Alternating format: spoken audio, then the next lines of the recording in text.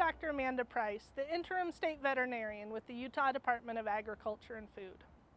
Salmonella enteritidis is a major cause of foodborne illness worldwide. Due to recent supply chain issues due to COVID and avian influenza, it has been difficult for restaurants to be able to purchase eggs.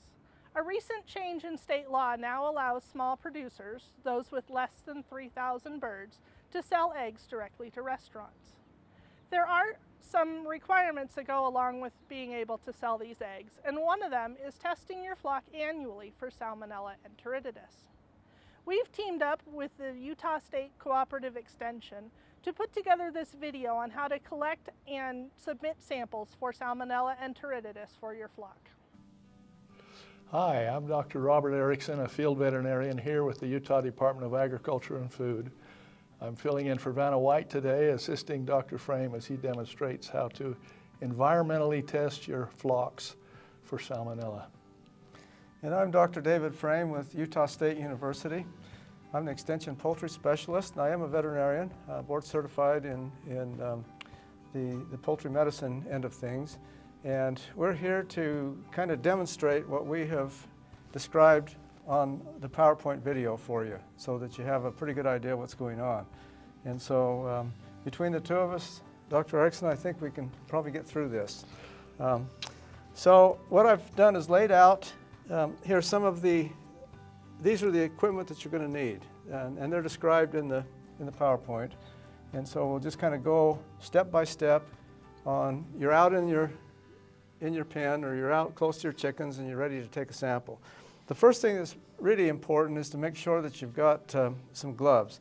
Now these are some examination gloves, and that's fine. You don't need sterile surgery gloves. Just get some gloves to protect yourself and also to be able to keep your hands clean as you do the testing. And the next important item that you will need is some drag swabs. And what I like to use are these gauze pads. You can use a 3x3 or a 4x4 pad. Make sure they're 2-ply. These things have a tendency to tear apart a little bit, so you may, if you're using a 3x3 like this one, you probably want to put 2 on the end of your pole, your drag swab, as you do it so they don't rip up. And so before you get out there, just take a Ziploc bag and put a few in a bag like this. I've got some 4x4s and some 3x3s in here. And so you want to keep them as sterile as possible as you start. The next thing to do is you've got to have something to drag those swabs through the litter and through your equipment and in the coop.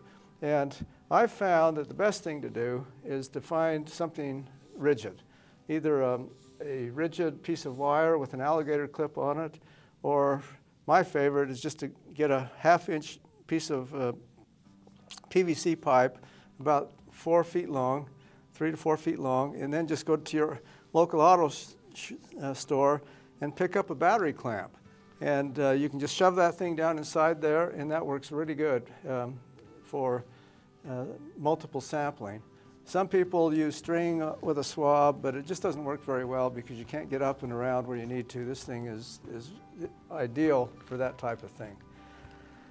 The next thing is have a new bag of Ziplocs, and these aren't sterile, but they're close enough for what we need to work with. And here I've got a couple laid out. And the first thing you want to do is to take a permanent marker and mark what pens or flock that these samples are coming from, so that you don't get them mixed up. And so the first thing to do is we'll just call this thing flock A. And we'll put today's date on it. And so you've got that ready to go. You can kind of open that bag, getting ready. If you have a helper, that really kind of helps too. But both of you have to be fairly sterile as you do this. So that's why we have the alcohol for, is the first thing you want to do is put a little bit on your gloves and mix that up and make sure that these things are dry before you start. You don't want alcohol inside there. But another thing that we have is the medium in which the drag swabs will be taken through the litter. You have to have something on there in order to wick up the bacteria that may be in the pen. And the best thing to use is evaporated fat-free milk. If you absolutely can't find any of this, the sterile saline solution will work too, but this is usually found pretty regularly. And the milk kind of preserves the organisms inside the bag. This was particularly sourced at, Dr. Price found it at Walmart.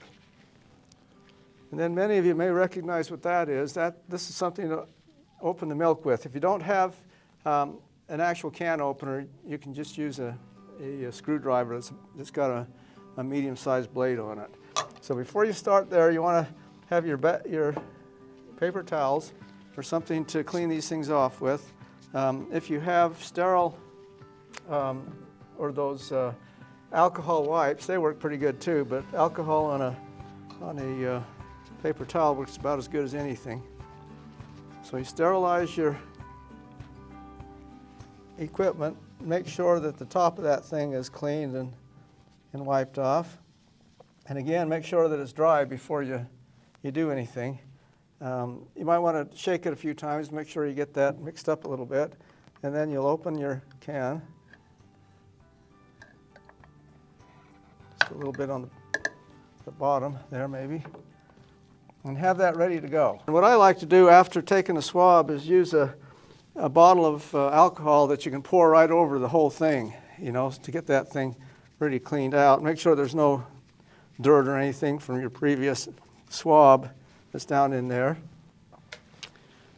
So now you're ready to go. Make sure that's dry.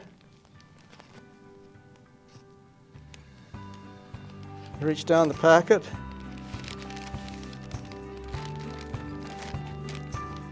Get that swab out. Now you're ready to put on a little bit of milk to get it moist.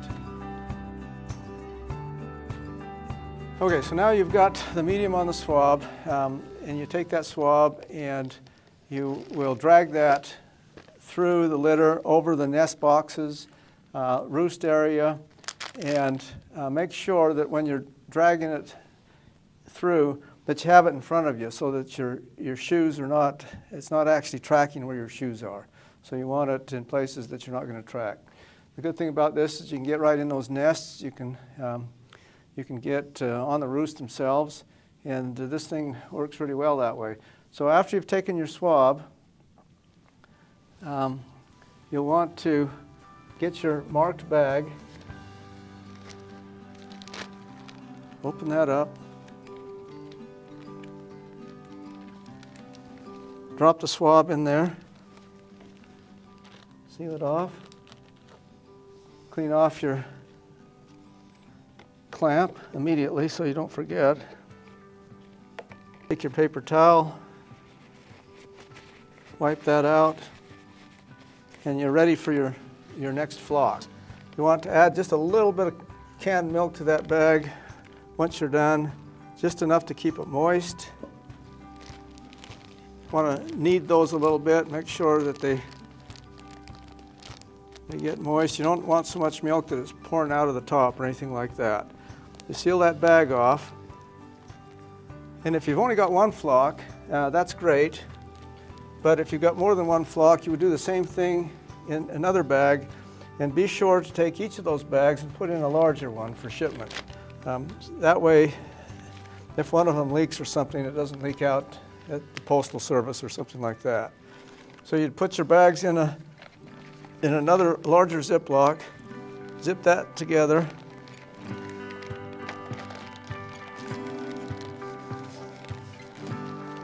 and preferably you can bring these, you can put this on a artificial ice pack or something like that, and have it in the cooler and bring it directly to the lab. Our lab at Spanish Fork, the Central Utah Veterinary Diagnostic Laboratory, is where we do the testing. So that's where you'll send it.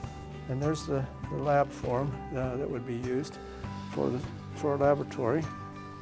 And especially make sure that you put your name and a email address as well as a phone number that we can contact you at. Those things are important. So once that's filled out, we'll just pretend that's filled out.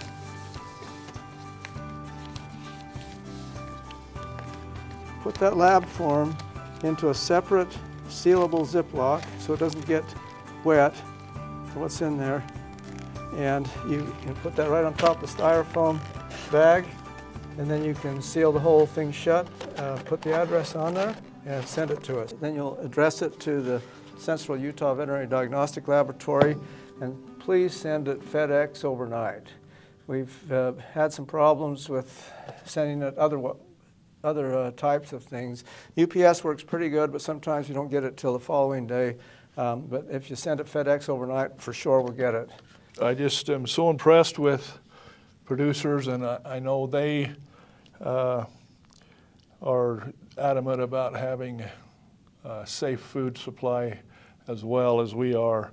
So appreciate, Dr. Frames kind of mentioned you could test your pullets and know if you have a problem before, but this would be valuable to you too, because you don't want to cause a problem any more than we do. So appreciate you, all you do, and for your interest in this training video and sampling your flocks.